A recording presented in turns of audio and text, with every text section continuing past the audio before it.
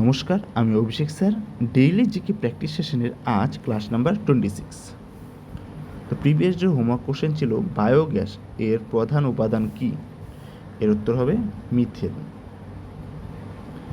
Methane, CH4, methane. মনে রাখবে বায়োগ্যাসের মধ্যে 50 to 60% কিন্তু এই মিথেনই থাকে। তো আজকের প্রথম প্রশ্ন, সংবিধানের কত নম্বর ধারা অনুযায়ী সুপ্রিম কোর্টে নাগরিকদের মৌলিক অধিকার রক্ষার ক্ষেত্রে লেখ বা রিট জারি করা হয়? তো উত্তর হবে কি আর্টিকেল 32। মৌলিক অধিকারের মধ্যে রয়েছে আর্টিকেল 32, যাকে আমাদের B.R. আম্বেদকর কিন্তু হার্ট অ্যান্ড সোল, হৃদয় আত্মার নামে আখ্যা করেছিল। আচ্ছা, এই 32 যে আর্টিকেলে যে টোটাল রিট আছে কিন্তু টোটাল পাঁচটা কিন্তু রিট আছে। কি কি? প্রথম হলো হেভিয়াস কর্পাস। হেভিয়াস কর্পাসের মধ্যে আছে যে 24 ঘন্টার মধ্যে পুলিশকে কিন্তু কোনো দোষীকে কিন্তু আদালতে মানে নিয়ে আসতেই হবে 24 ঘন্টার মধ্যে।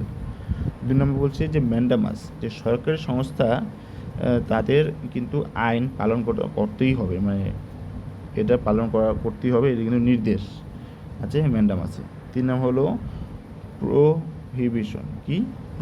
প্রোহিবিশনে বলছে যে উচ্চ আদালত নিম্ন আদালতের যে মামলাকে কিন্তু কোনো কারণবশত বন্ধ রাখতে পারে।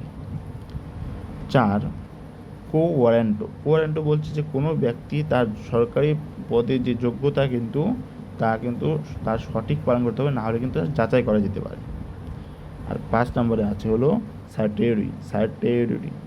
স্যাটেরিতে বলা হয়েছে যে নিম্ন আদালতের কোনো মামলা কিন্তু কোনো কারণবশত উচ্চ আদালতে ট্রান্সফার করতে পারে। তাহলে হেভিয়াস কর্পাস 24 ঘন্টার মধ্যে ট্রান্সফার করতে হবে হলো কোর্টে। 2 নম্বর আছে হলো ম্যান্ডামাস, সরকারি সংস্থার যে আইনবিদের দায়িত্ব পালন। 3 নম্বর হলো প্রোহিবিশন, উচ্চ আদালত হলো নিম্ন আদালতের রায় বন্ধ করতে পারে, মামলা বন্ধ করতে পারে। 4 নম্বর হলো কোয়ারেন্টো, কোনো ব্যক্তির যোগ্যতা যাচাই। আর 5 নম্বরটা মনে রাখবে সার্টেরিটি, যা হলো নিম্ন আদালত কোনো কারণবশত তাদের মামলা উচ্চ আদালতে স্থানান্তর করতে পারে। ঠিক আছে। পরবর্তী প্রশ্ন বলছে স্বাধীন ভারতের প্রথম ও শেষ গভর্নর জেনারেল কে ছিলেন? মনে রাখবে এর উত্তর হবে চক্রবর্তী রাজা গোপালাচারী।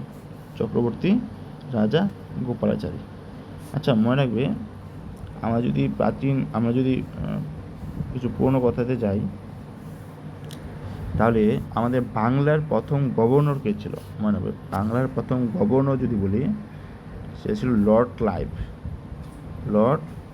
ক্লাইভ। সেই বাংলার গভর্নরকেই কিন্তু গভর্নর জেনারেল বানানো হয়। তো সেটা প্রথম হলো গভর্নর জেনারেল প্রথম বানানো হয়েছিল কিন্তু ওয়ারেন হেস্টিংসকে 1773 সালে। ওয়ারেন হেস্টিংস সেই বাংলার গভর্নর জেনারেলকে আবার ভারতের গভর্নর জেনারেল বানানো হয়। সেটা প্রথম কে হয়েছিল? মনে হয় লর্ড উইলিয়াম বেন্টিং। ঠিক আছে, লর্ড উইলিয়াম বেন্টিং 1833 সালে।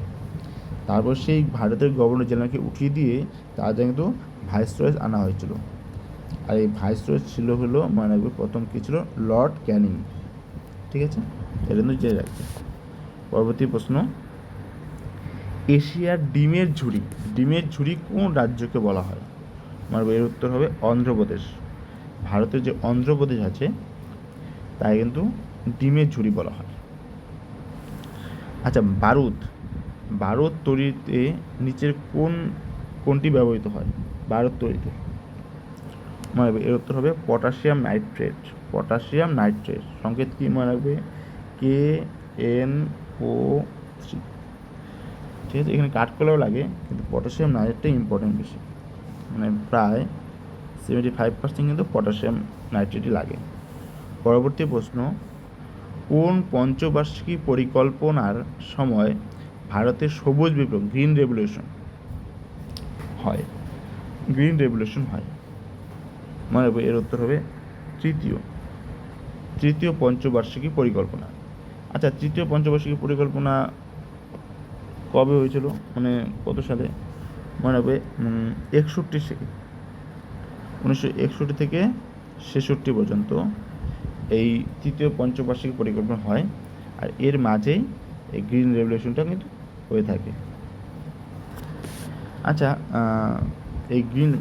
ভারতের এই গ্রিন রেভলিউশনের জনক বলা হয় কিন্তু কাকে, মনে রাখবে এস স্বামীনাথন।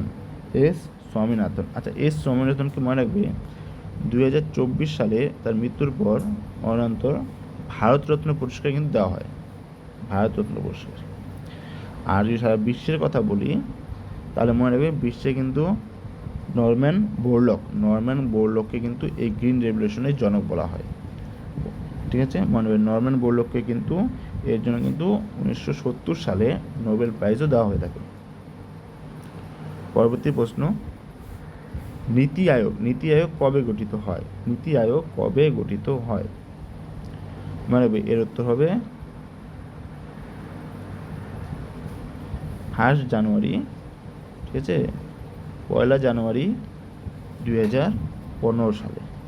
আচ্ছা, আগে যে পঞ্চবার্ষিক পরিকল্পনা সেটাকে কিন্তু বন্ধ করে দিয়েই যে 12তম পঞ্চবার্ষিক পরিকল্পনা হয় হলো 2012 থেকে 17তে হওয়ার কথা, কিন্তু সেটা 14তেই বন্ধ হয়ে যায় এবং তারপর থেকে 2015 সালের 1 জানুয়ারিতে কিন্তু শুরু হয় এই নীতি আয়োগ, মনে রাখবে। আচ্ছা, এই নীতি আয়োগের বর্তমান সিইও কে? মনে রাখবে নিধি চিব্বার কিন্তু বর্তমান সিইও। আর ভাইস চেয়ারম্যান, আচ্ছা চেয়ারম্যান কে? চেয়ারম্যান আমাদের হলো প্রাইম মিনিস্টার নরেন্দ্র মোদী। আর ভাইস চেয়ারম্যান হলো মনে হবে অশোক কুমার লাহিড়ী। পরবর্তী প্রশ্ন, কোন গুপ্ত সম্রাটের রাজত্বকালে বিখ্যাত চীনা পরিব্রাজক ফা হিয়েন ভারতে এসেছিলেন? মনে হবে উত্তর হবে দ্বিতীয় চন্দ্রগুপ্তর সময় কিন্তু চীন থেকে ফা হিয়েন এসেছিলেন। আচ্ছা, ফা হিয়েনের লেখা বিখ্যাত বইয়ের নাম কি? মনে হবে ফো কি,